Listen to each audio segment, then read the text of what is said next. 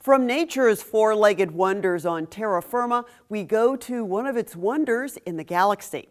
It's been more than 500 years since a total solar eclipse has been visible in the state of Missouri. That changes this summer when a total of 14 states in the continental U.S. will be in the path of this astronomical event.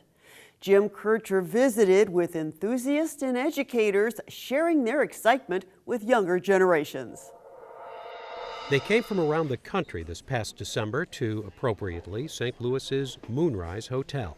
So my name is Linda Shore. I'm the Executive Director of the Astronomical Society of the Pacific, and I officially call to order the 128th annual meeting of the Society. This Science Education Society got its start because of an eclipse in California in 1889.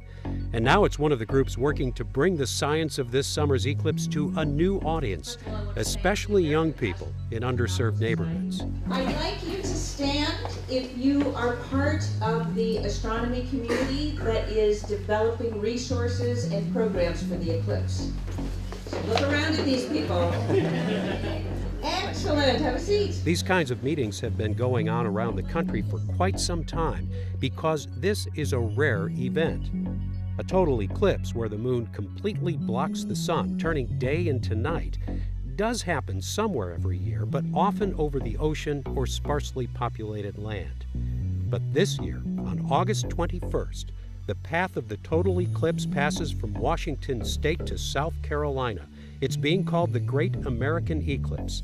St. Louis will be on the northern edge, its first total eclipse since 1442, by the way. St. Joseph, Columbia, Carbondale, those will be top spots for viewing. There's an opportunity for everybody to engage with this. And so we're kind of trying to get it so that everybody gets to see this, everybody gets to look at it, but at the same time, if you have an opportunity, getting people to come to the path. That's University of Missouri astronomer Angela Speck, and the August 21st eclipse is one that she can finally stay right at home to see in Columbia. But she's been spending a lot of time helping others get ready. She's co-chair of the National Total Solar Eclipse Task Force.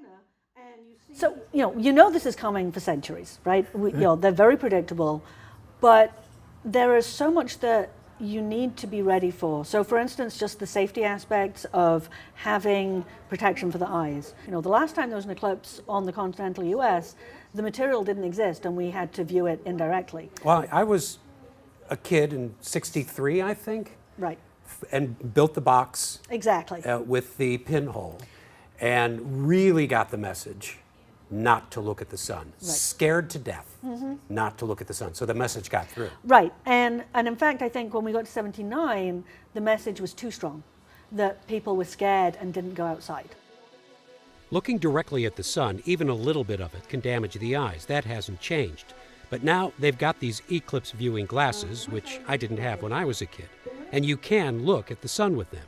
In an annular eclipse, the moon is not in a position to be big enough to cover the sun entirely, so you can't look at it with the naked eye. And in August, most of America, including the northern part of the St. Louis area, will only get a partial eclipse.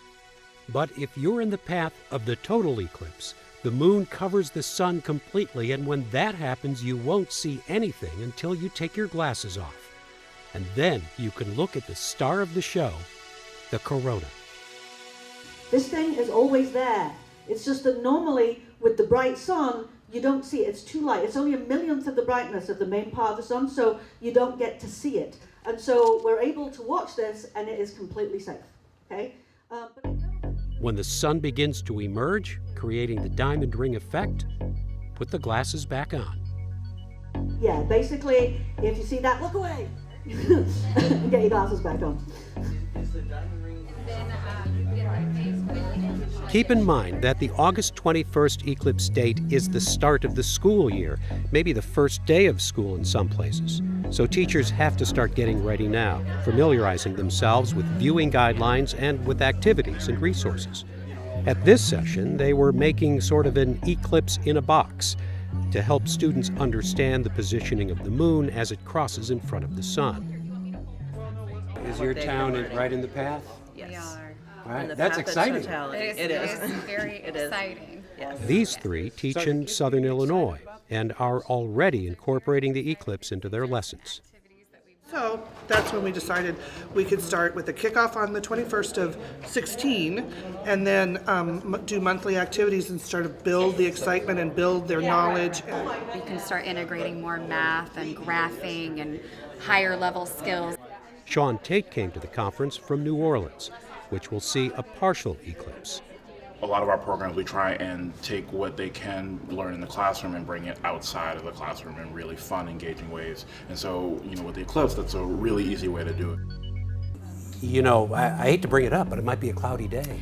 So this is my absolute fear. So there's going to be clouds somewhere on the path, right? But what you're going to get is people are going to want to get in their cars. They may, let's say they're staying in St. Louis, and from St. Louis you can get on I-70, I-64, I-44, or I-55, and that means that you've got a lot of flexibility. So the traffic's going to get a little hectic. And there will be cars on the highways, in interstates, when the total eclipse happens. Expect the drivers to pull off and stop, even if they're told not to. This whole process here takes about 2 hours, but you only get a couple of minutes of darkness. Okay? While eclipses are predictable, where they can be seen, that's not consistent because of the variations in orbits and angles. So while 2017 might bring St. Louis its first total eclipse in more than 500 years, Carbondale gets another one 7 years later. So hold on to those glasses.